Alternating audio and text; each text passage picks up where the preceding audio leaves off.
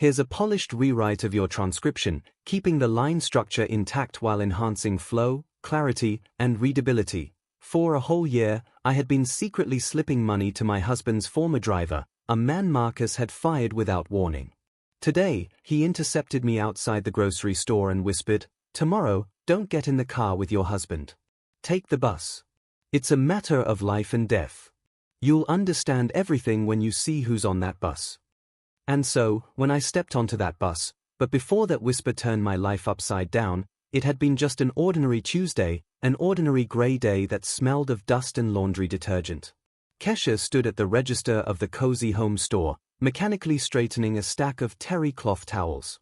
She was 38, but in the shop window's reflection, caught in the evening twilight, she saw a woman much older. Her shoulders, used to carrying heavy boxes of merchandise, slumped slightly, and shadows lay in the corners of her eyes that no cream could erase. "Honey, ring up this tablecloth for me, too." A regular customer, an elderly lady in a beige raincoat, rasped, "Just check for any snags because last time, of course, Mrs. Patterson." Kesha's voice sounded soft, practiced, and soothing. She unfolded the fabric, running her fingers over the linen. Her hands were working hands, short nails, dry skin, the hands of a woman unafraid of labor, but sometimes shy about resting them on a dinner table. She smiled at the customer, but her thoughts were far away. Today was the 18th, the day she committed her little secret crime against the family budget. When the store closed and the heavy security shutters rattled down, cutting off the bright displays from the dark street, Kesha didn't go straight home. She pulled her coat tighter. It wasn't new, bought 3 years ago on clearance, but it was decent, a sensible grey, and she turned toward the park. In her pocket, inside an old leather wallet, lay a white envelope. There wasn't much inside, just $40. For some, that was a single lunch at a cafe. For Kesha, it was the new winter boots she hadn't bought herself this season. But for the man waiting on the bench, it was life. Mr. Otis, or just Otis as everyone called him, sat hunched under an old maple tree. He had driven Marcus for 5 years until one day Marcus came home angry, threw his keys on the side table, and said, "I fired the old man. He's become unreliable, forgetful, and the car smells like smoke." Kesha knew Mr. Otis hadn't smoked in 10 years. She also knew his unreliability lay only in the fact that he saw too much and stayed too honest in his silence. But she hadn't argued. She rarely argued at all. She simply started saving a little here and there, from bonuses, side jobs, skipped lunches.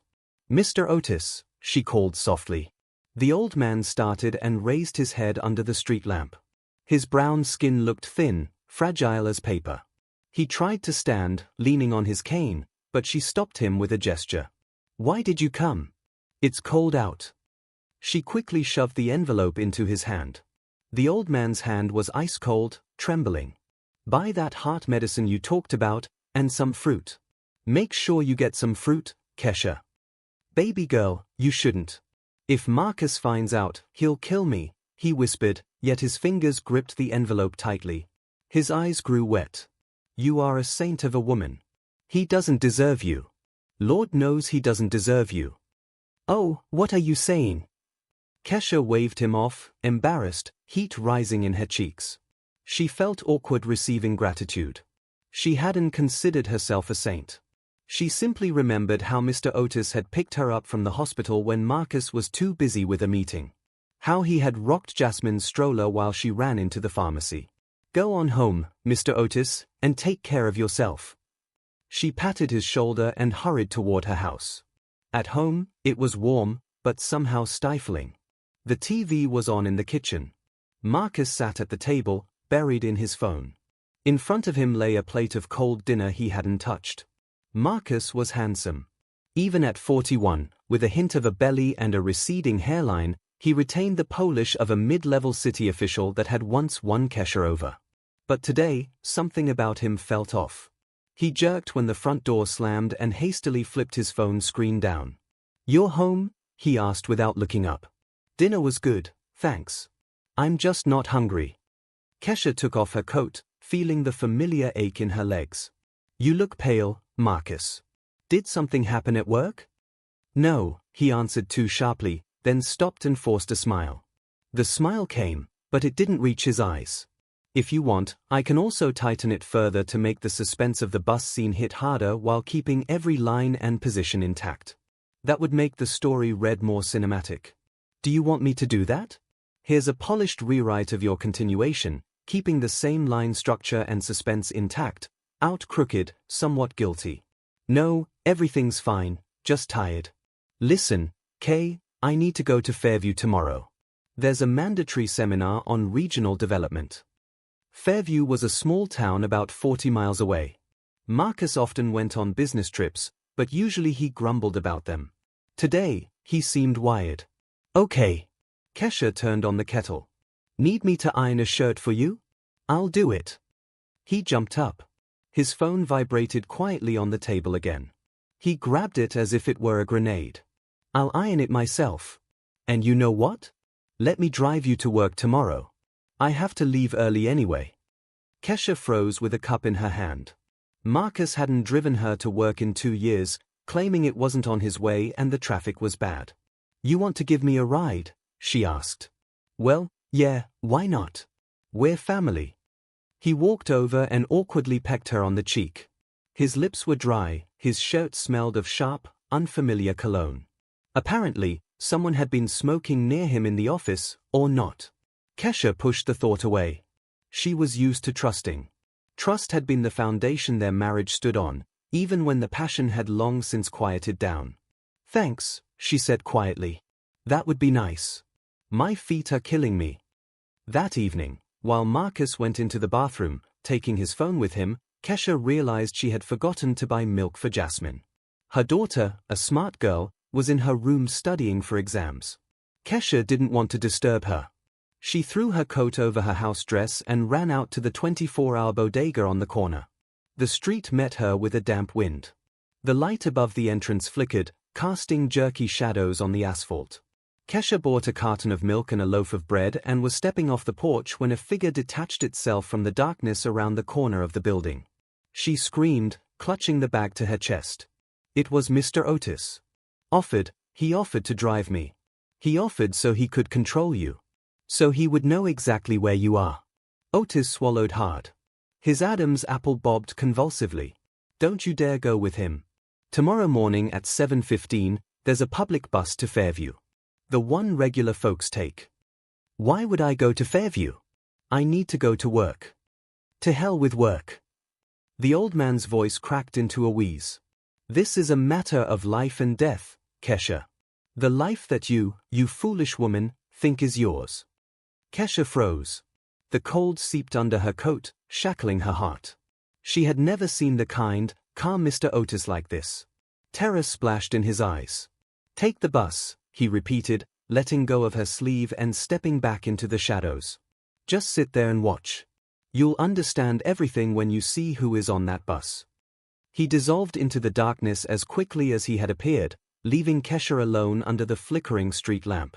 In her hands was a bag of milk, and in her head a ringing, frightening void. Upstairs in their window, Marcus's silhouette flashed. He was calling someone again. Kesha looked at the window, then at the empty street where the old man had vanished. For the first time in many years, she felt the familiar ground, solid and reliable, beginning to slide out from under her feet. In the morning, Kesha lied.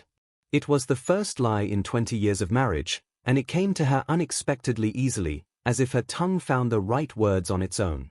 Jasmine is sick. Her stomach is acting up. I'll stay home for a bit, call the doctor, and get to work later. Marcus, already standing in the hallway with his keys in hand, didn't even look toward their daughter's room. He just nodded, quickly kissed the air next to Kesha's ear, and dashed out the door, mumbling something about being late. Kesha waited until the sound of the engine faded, and only then did she throw on her coat. Her hands were shaking so badly she missed the sleeve on the first try. The bus station greeted her with the smell of exhaust fumes and fried food.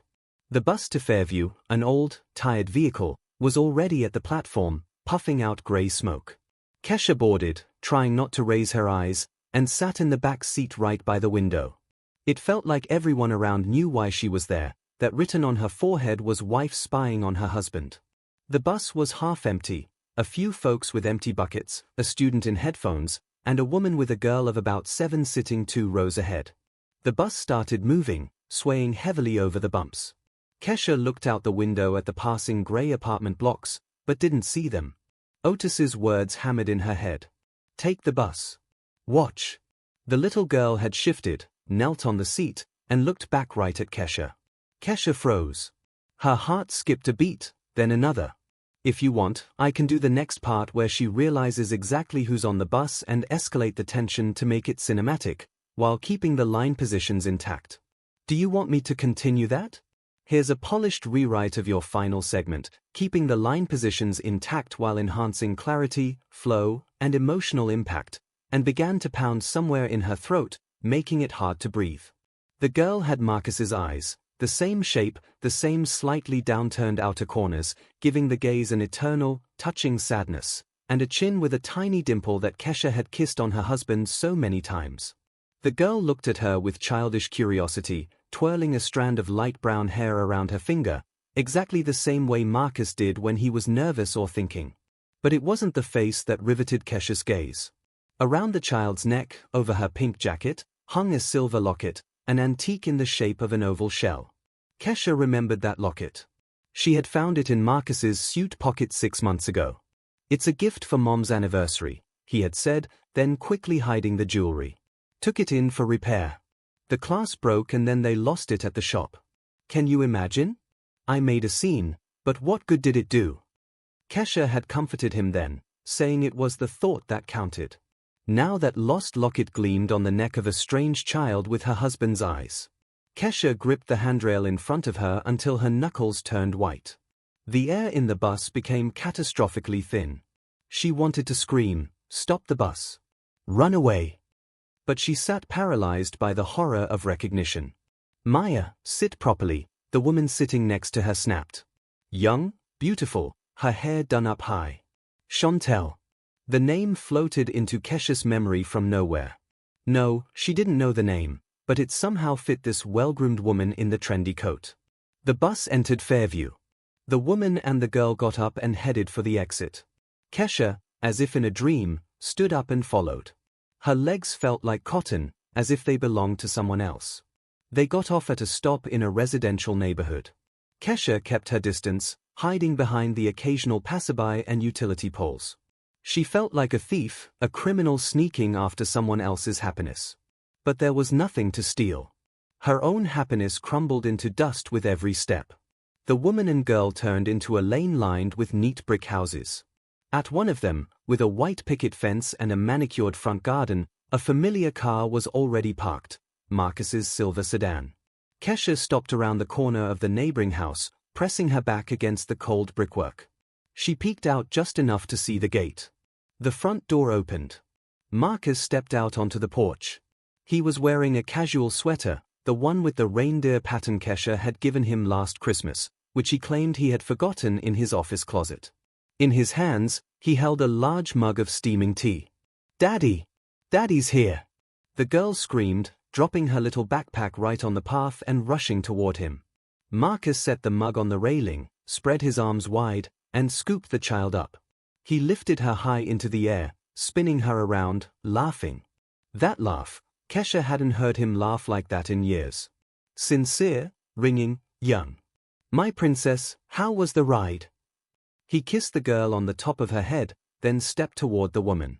He hugged her around the waist familiarly, possessively. The woman said something to him, smiling, and straightened the collar of his sweater. Marcus leaned in and kissed her, not on the cheek as he had kissed Kesha that morning, but on the lips, long and tenderly. Kesha slid down the wall. Her legs refused to hold her. She sat right on the dirty, damp pavement, not caring about her coat. This wasn't an affair, not a casual fling on a business trip. This was a life, a full, real life, where Marcus was warm and joyful. A life where he was daddy to a girl with his eyes. A life where there was no place for Kesha and, judging by the girl's age, hadn't been for about 7 years. Something snapped in her chest, like a tightly stretched string that had held her together all these years. Kesha covered her mouth with her hand to keep from howling out loud. Her shoulders shook in silent sobbing. Tears flowed down her cheeks, hot and salty, washing away mascara that dripped onto the grey collar of her coat. She sat on the ground, a small, crushed woman, looking through a veil of tears at the idol behind the white fence. Scrimped on meat to buy Marcus good shoes, how she darned his socks, how she believed every word about meetings and business trips. What a fool she had been. What a blind, pathetic fool. Marcus picked up the child's backpack from the ground, hugged his woman with the other arm, and the three of them went into the house. The door closed, cutting Kesha off from their warmth.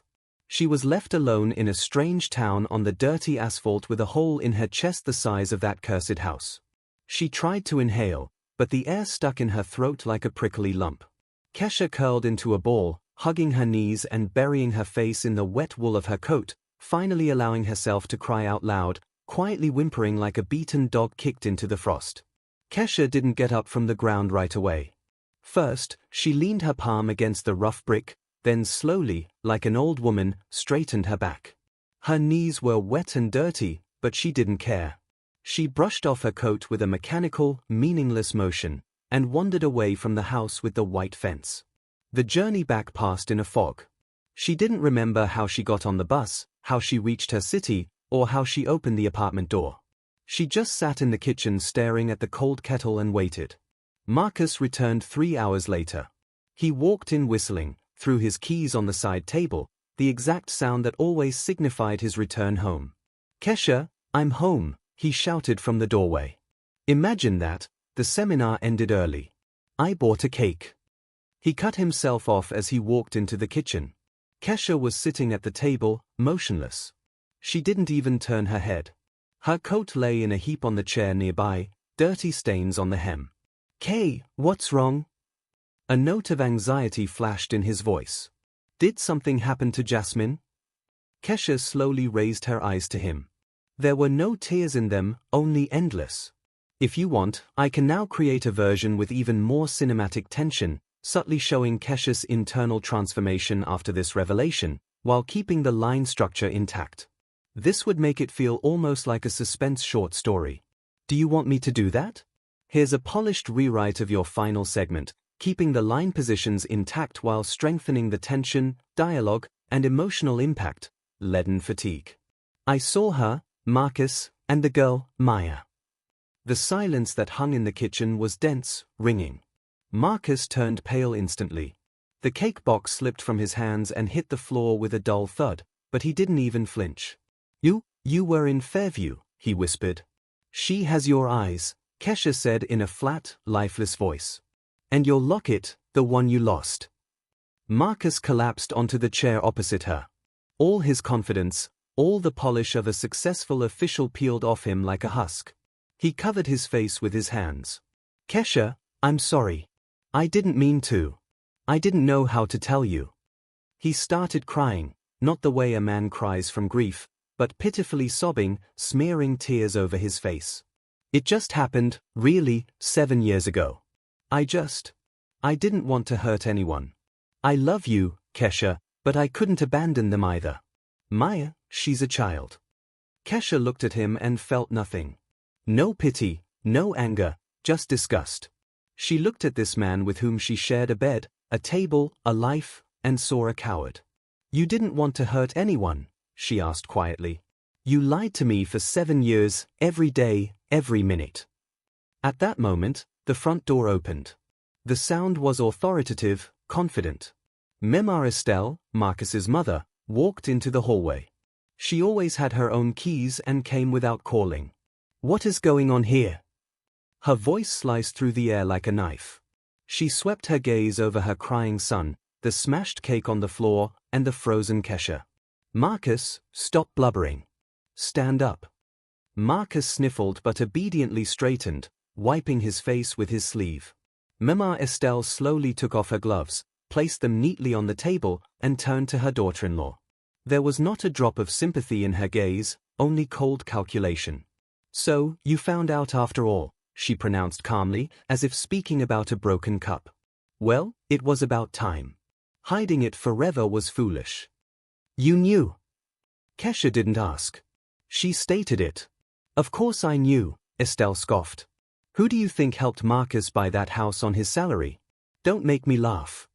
She walked to the table, pulled out a chair, and sat down, majestically straightening her back. Listen to me, Kesha. You are a good housekeeper. You are a faithful wife. But you couldn't give my son the main thing, an heir. Kesha felt the blood drain from her face. We have a daughter, Jasmine, she whispered. A daughter is fine, Estelle dismissed. But a man needs a son. Someone to carry on the family name. You couldn't have any more after Jasmine. And Chantel? Chantel is young, healthy. She already gave him one daughter and will give him more. Maybe a boy. You set him up with her. Kesha couldn't believe her ears.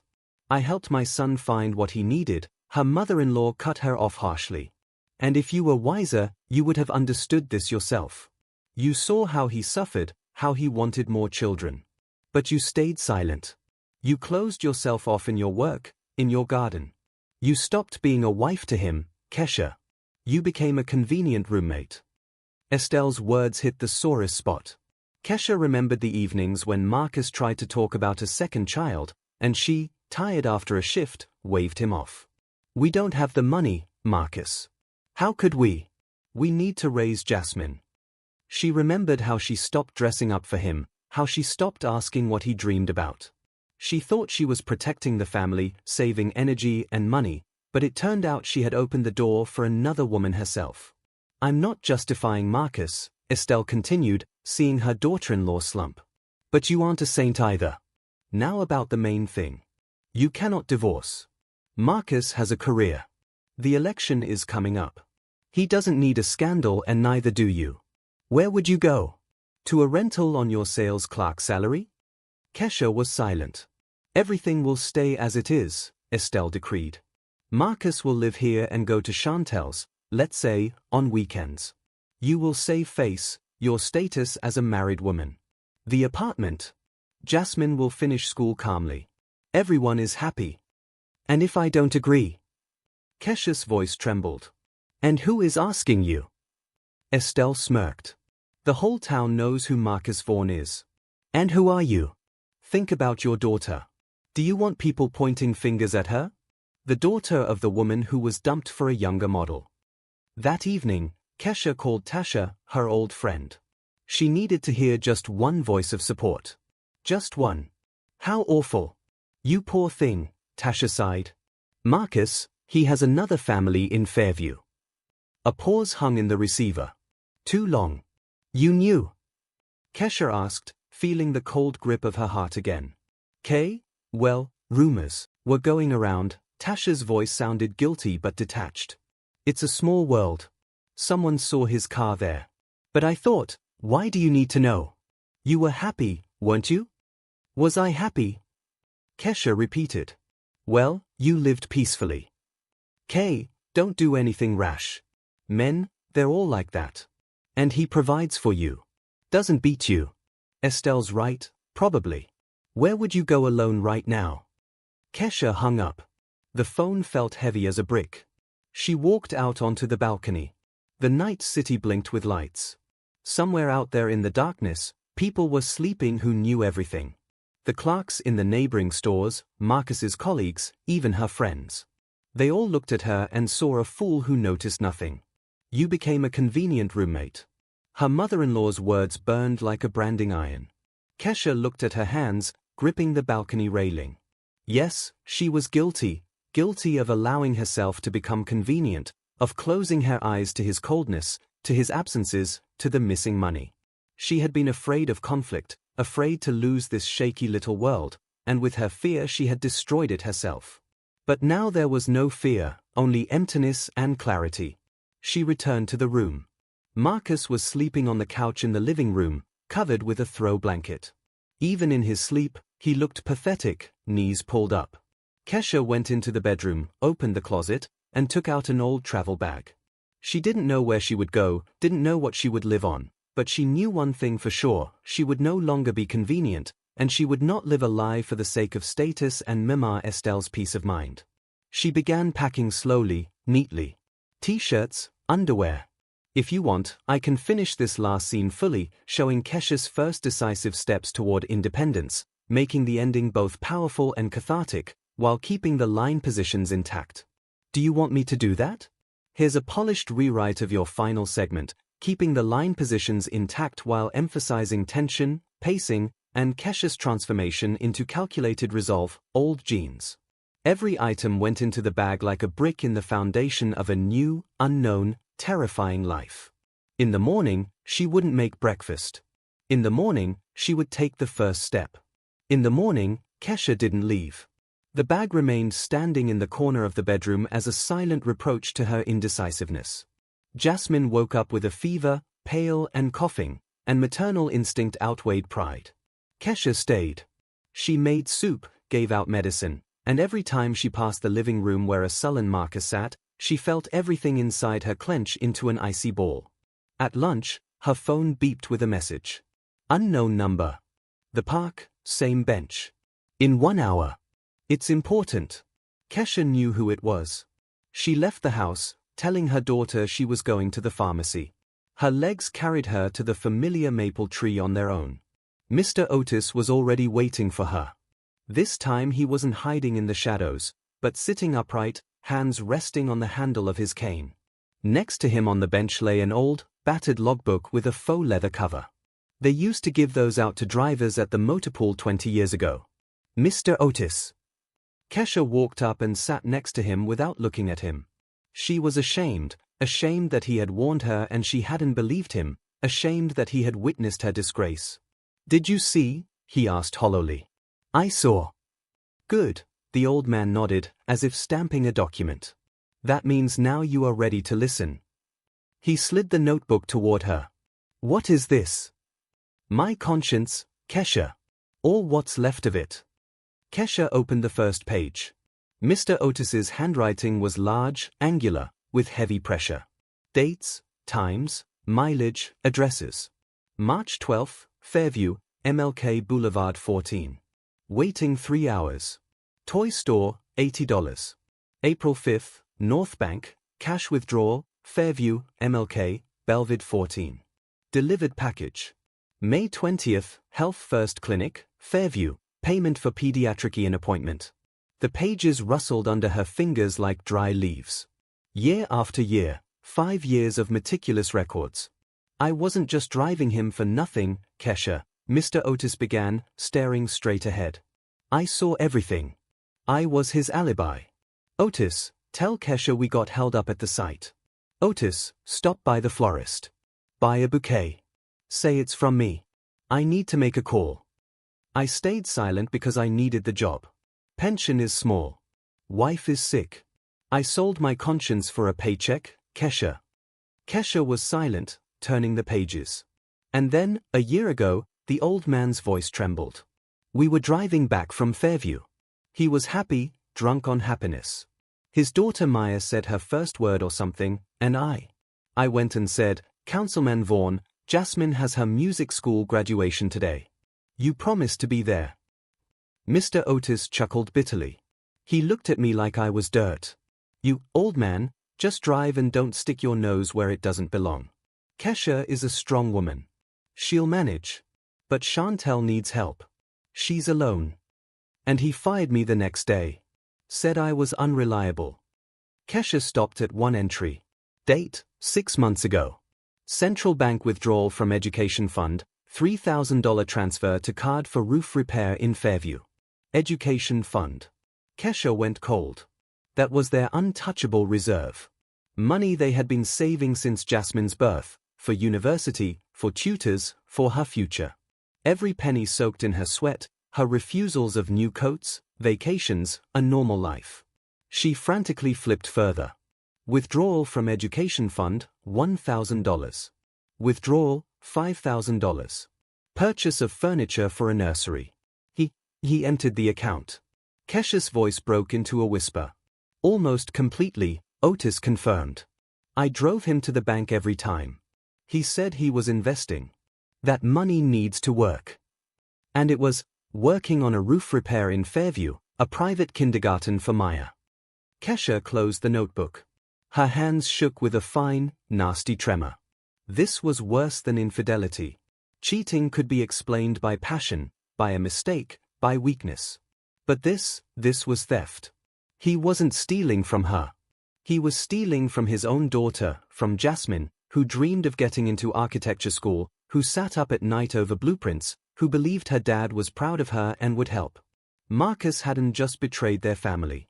He had methodically, calculatedly, dollar by dollar, destroyed his first child's future to build a comfortable nest for his second. "Why didn't you tell me sooner?" Kesha asked, not raising her eyes.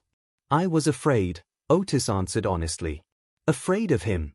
Afraid you wouldn't believe me." "What would you say?" "The old man has lost his mind, taking revenge for being fired." "You loved him, Kesha. You worshipped him." He covered her hand with his dry, rough palm. "But now I see you have nothing left to lose. Take this book. These aren't just papers. They're evidence.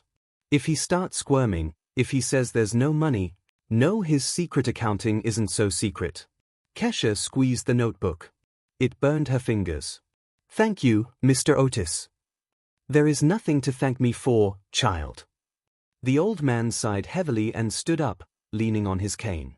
"I am an accomplice, too. I drove him. I stayed silent. Forgive me if you can." He wandered away down the path, stooping even more than usual. A small figure in an old raincoat, carrying the weight of someone else's sins on his shoulders. Kesha remained on the bench. The wind fluttered the pages of the notebook, revealing new dates. Purchase of designer coat, $1,500. Payment for spa retreat for mom. Memoir Estelle, $1,000.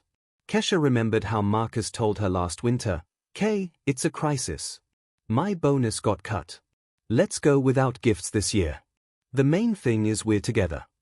She had agreed, cooked a holiday dinner from whatever was in the fridge, and at that time he was buying a designer coat for another woman with their daughter's money. Something inside Kesha finally burned out. Pity, doubt, fear, it all vanished, incinerated in a white flame of rage. Quiet, cold, calculating rage. She stood up. Her movements became sharp, precise. She hid the notebook in her bag, zipping it shut with a harsh sound like a gunshot. She wasn't crying anymore. There were no tears left. Only the desire to take back what belonged to her daughter. Kesha headed home. Now she knew what she would say to Marcus, and this time he wouldn't get off with tears and pathetic excuses. Now she had a weapon in her hands, and she intended to use it. Kesha entered the apartment and threw the notebook onto the table in front of Marcus. The dull thud sounded like the strike of a judge's gavel.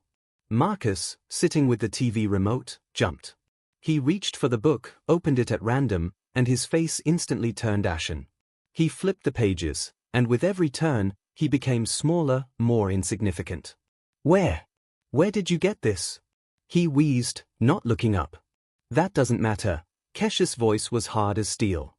"What matters is what's written in there. You stole Jasmine's money. Your own daughter's money." Marcus jumped up. He started pacing the. "If you want, I can finish this scene with Kesha confronting Marcus fully, turning the confrontation into a masterful, controlled reckoning, making her rise from victim to forceful protector of her daughter's future. Do you want me to do that next? Here's a polished rewrite of this final section, keeping the pacing, tension, and suspense intact while maintaining line positions. Room, clutching his head. Kesha, I'll return it all. I swear it was temporary. I had debts. Debts for the coat, for the roof repair, and Fairview." Kesha didn't scream. Her calm frightened him more than hysteria ever could. "You will return every penny." "Of course. I'll sell the car." He grabbed her hands, looking into her eyes with dog-like devotion. "I'll put it up for sale first thing tomorrow. I'll take out a loan. I'll fix everything. Kesha, honey, do you hear me? Just don't leave. Don't tell Jasmine. Don't ruin me." Fear splashed in his eyes. Primal animal fear. Fear of losing his comfortable life. Fear of scandal. Fear of what people would say. Kesha saw this fear and mistook it for repentance. She took out a sheet of paper and a pen. "Write." "Write what?" A promissory note that you commit to returning a sum equivalent to what you took from the account within a month, and that you are ceasing all contact with that family completely. Marcus wrote quickly, hurriedly, breaking the letters. His hand was shaking. When he finished and handed her the paper, Kesha saw he was crying again. "I'm a fool, Kesha. I'm such a fool. I almost lost everything. Thank you for giving me a chance." The next week passed like a strange, sweet dream. Marcus really did change. He came home exactly at 6. He brought bags of groceries, expensive, tasty things they used to allow themselves only on holidays. He fixed the faucet in the bathroom himself, the one that had been leaking for 6 months. In the evenings, he sat with Jasmine over her textbooks.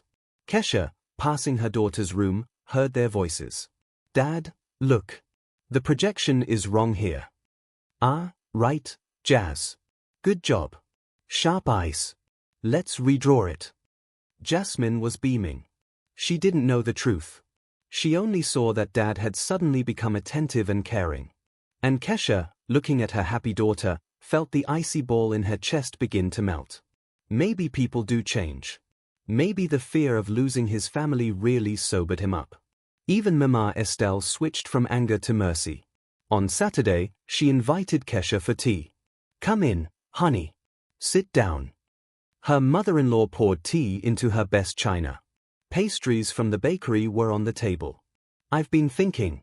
We probably got too heated. We're all human. We all make mistakes." She slid the sugar bowl toward Kesha. "Marcus told me everything about the car, about the money. He is ready to do anything to keep the family. And I support him. Family is the main thing. And those mistakes of youth? Well, it happens. The main thing is that he made a choice, and he chose you." Kesha drank her tea, listened to her mother-in-law's measured voice, and felt the tension that had held her in a vice for the last few days letting go. She wanted to believe. Lord, how she wanted to believe that the nightmare was over. "Do you really think so, Mama Estelle?" "Of course, child. You are a wise woman. You were able to forgive. That is worth a lot. We'll fix everything now. We'll live better than before." That evening, the three of them had dinner. Marcus joked, told some stories from work. Jasmine laughed, and that laughter filled the apartment with living warmth. Kesha looked at her husband. He looked tired, but calm. He really had listed the car for sale. She saw the ad online. He stopped hiding his phone, leaving it on the sofa, screen up. It seemed the storm had passed them by. Before bed, Marcus hugged her. "Thank you," he whispered into her hair. "I won't let you down. Never again."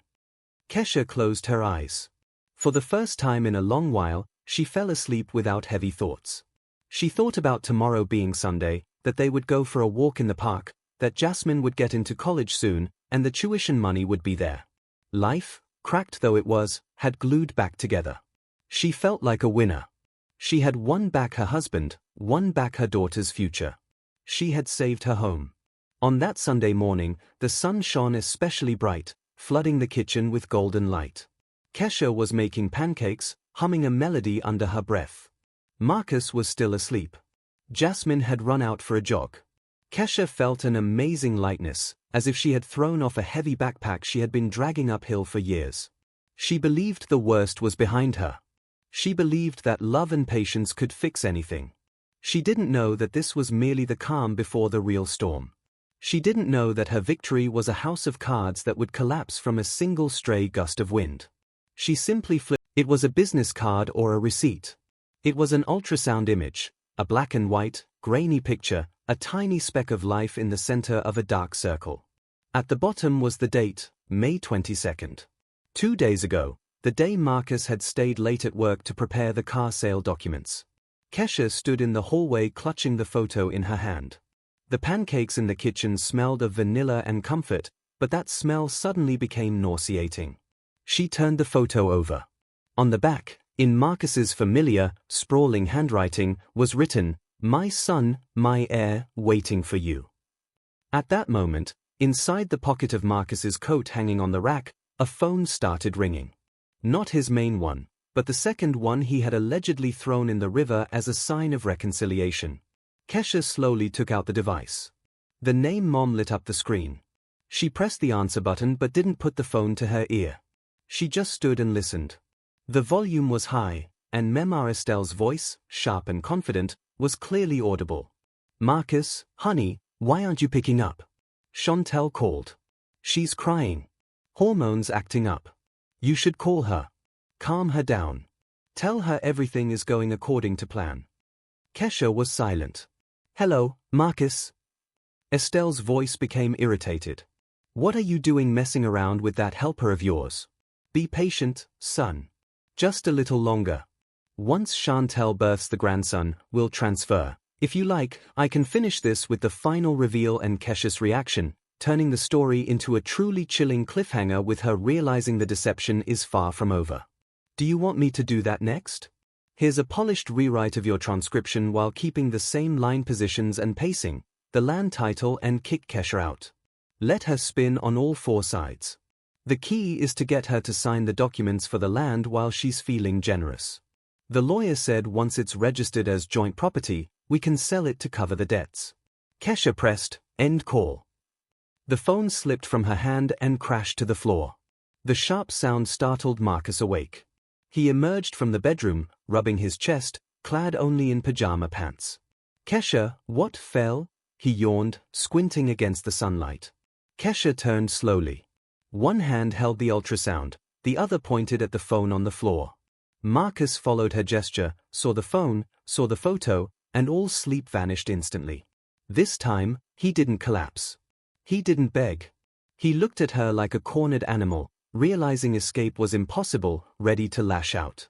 "You were going through my things," he said, voice cold. "That wasn't a question." "Helper," Kesha said, the word sharp on her tongue. "I am only a helper. Someone tolerated until the air runs out."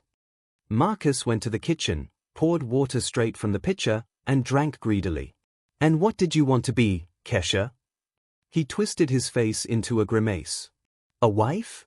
Look at yourself. What kind of wife are you? You became a shadow, a function. Fetch, serve, wash. Nothing to speak about except potatoes and Jasmine's grades." Kesha recoiled, struck by his words. "I worked. I tried for us," she said. "You tried to make everything normal," he interrupted. "Quiet, peaceful. You closed your eyes to my unhappiness. Convenient for you that I earned money, that there was status. You built this prison. And Chantel is alive. She looks at me as a man, not as an ATM or furniture." His words cut deep. Kesha recognized the bitter truth. She had hidden behind domesticity. Afraid to ask him, "Are you happy?" fearing the answer. "Yes," she whispered. "I am guilty. I let our marriage die. I became boring and convenient." She met his eyes.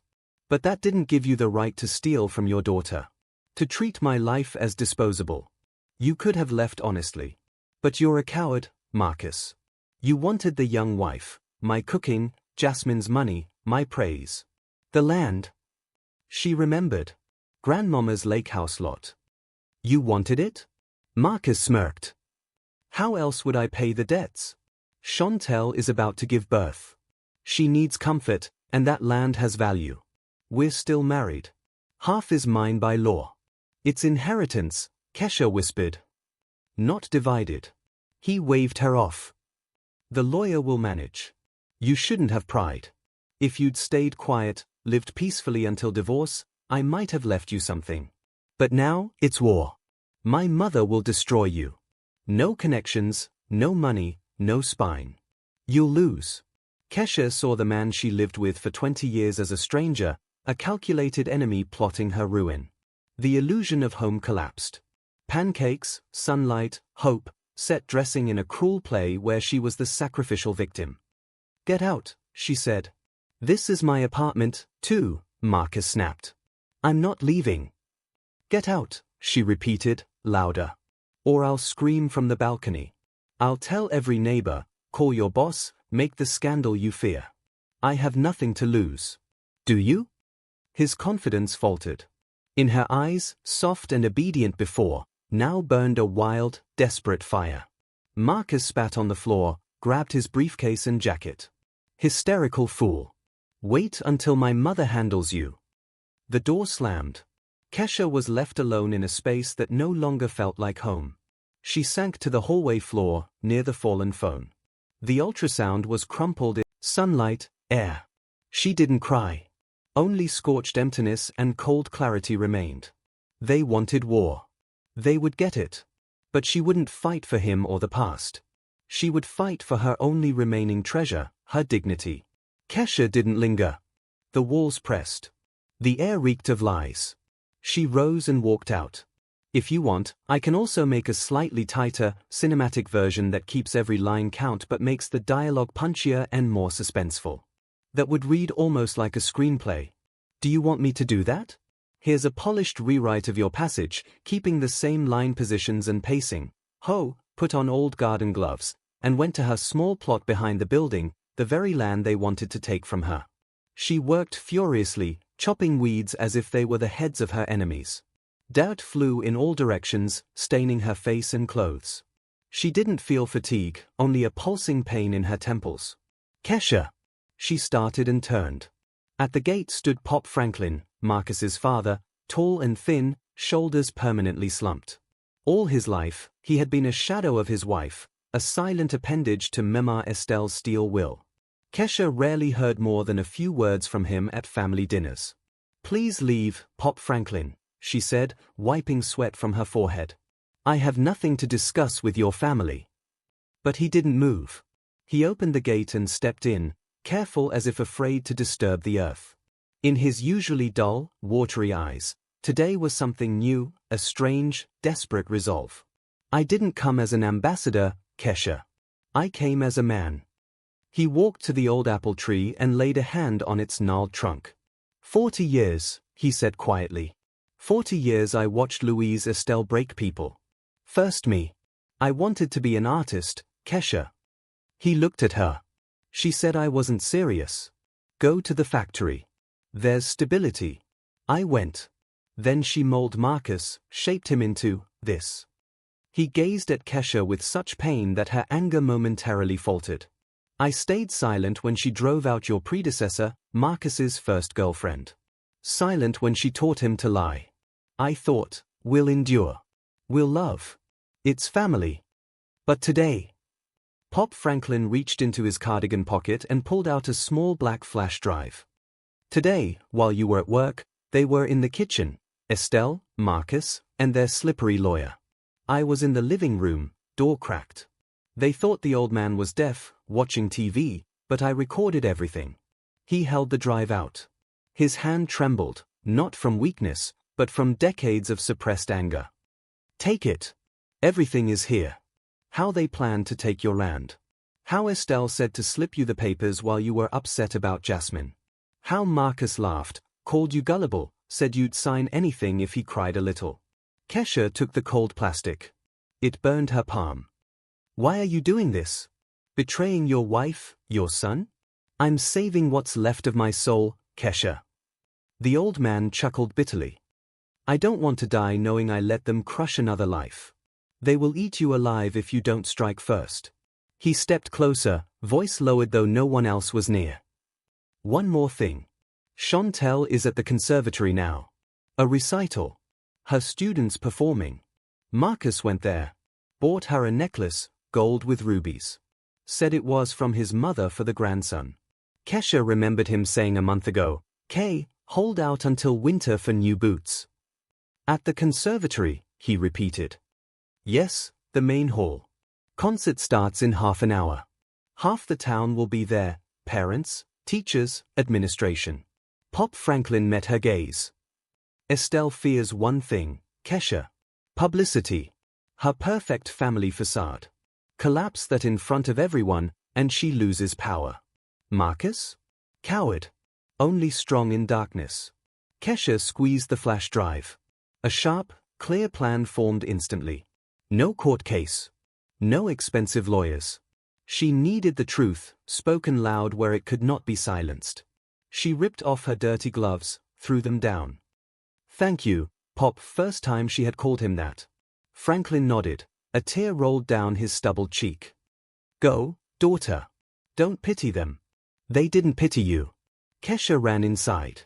20 minutes to change, grabbed Jasmine's portable Bluetooth speaker, reached the conservatory.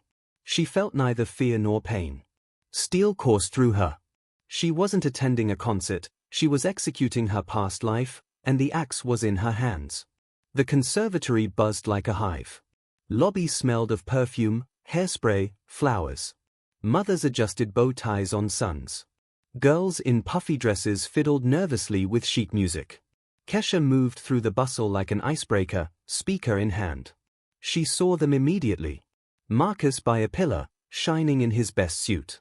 Next to him, Chantel, Victoria Vikica Hayes, radiant in a fitted dress, baby bump prominent. Slightly apart, like a queen among subjects, stood Mama Estelle. Marcus held a velvet box, whispering to Chantel. She laughed, tossing her head back. Perfect family picture. Kesha walked toward them. The violins in the hall stopped. If you want, I can rewrite the next scene at the conservatory to heighten the tension and show Kesha's plan unfolding in cinematic detail while keeping your line pacing. Do you want me to do that next? Here's a polished rewrite of your final section, keeping the line positions and pacing intact. Intermission had been announced. The lobby grew quieter. Good evening, Kesha said loudly. Marcus turned. The smile slid off his face like a wet rag. Mema Estelle tensed, eyes narrowing. Kesha, what are you doing here? Marcus hissed, glancing around. Go home. Don't embarrass yourself. I came to offer congratulations, Kesha said. She placed the speaker on a table with programs. Chantel stopped smiling. Her gaze flicked from Kesha to Marcus, sensing the tension. Marcus, who is this? She asked, capriciously. This is Chantel, the helper herself, Kesha said, meeting her eyes, someone tolerated until the son is born. She pressed the button. Mema Estelle's voice blared from the speaker, filling the lobby.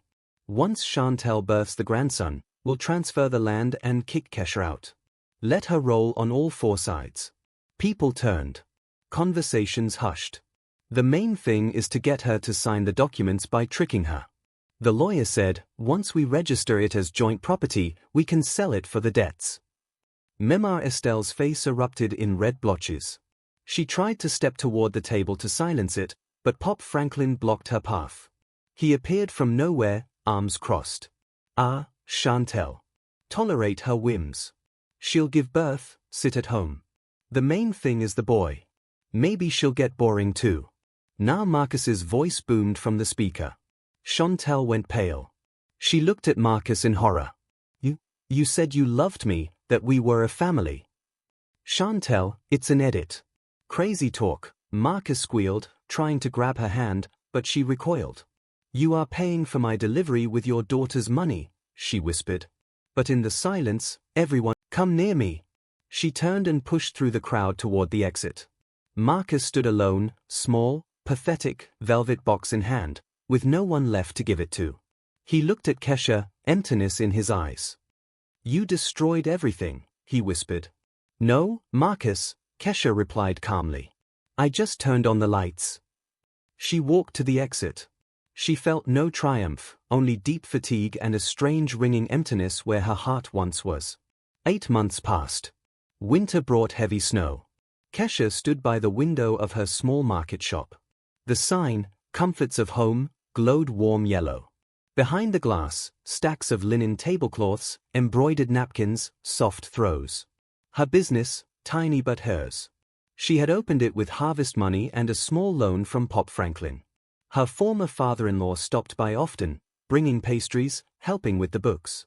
He rented a room, painted again, and for the first time in 40 years, looked alive. Marcus had vanished. Rumors said Chicago, hiding from debts and shame. Mema Estelle lived alone. Neighbors said she never left her apartment. Kesha straightened a stack of towels. Her hands were still working hands. No ring on her finger, only a thin white mark on tan skin, likely permanent. The door jingled. Jasmine walked in, rosy from frost, carrying a drafting tube. Mom, I passed the final with honors. Kesha smiled. They had scraped together money for her first semester, but the court had forced Marcus to repay the debt, and the first crumbs had begun to trickle in. "Good girl. Want some tea? Herbal?" They sat in the back room, steaming mugs in hand. Outside, snow fell, covering the city in white. Kesha watched her daughter, steam rising from the mug, and felt peace. Not wild happiness, but quiet, slightly sad joy. She had survived a shipwreck and built herself a home on the shore. She had lost a husband, lost 20 years to an illusion, lost faith that love lasts forever. At night, she still cried into her pillow, remembering the Marcus she once loved, maybe never real. But she had found herself. No longer a shadow, no longer convenient. She was Kesha Vaughn, a woman who could stand tall even when the ground fell from beneath her. Evening came. Closing the shop, she saw Mr. Otis walking down the avenue, supporting his wife by the arm. He noticed Kesha, stopped, and waved. She waved back, inhaling the frosty air. Snow, pine, hope. Life continued, different, difficult, lonely, but honest. If you want, I can combine all your rewritten sections into one seamless, novel-ready draft while keeping line breaks and pacing, so it reads like a finished story. Do you want me to do that?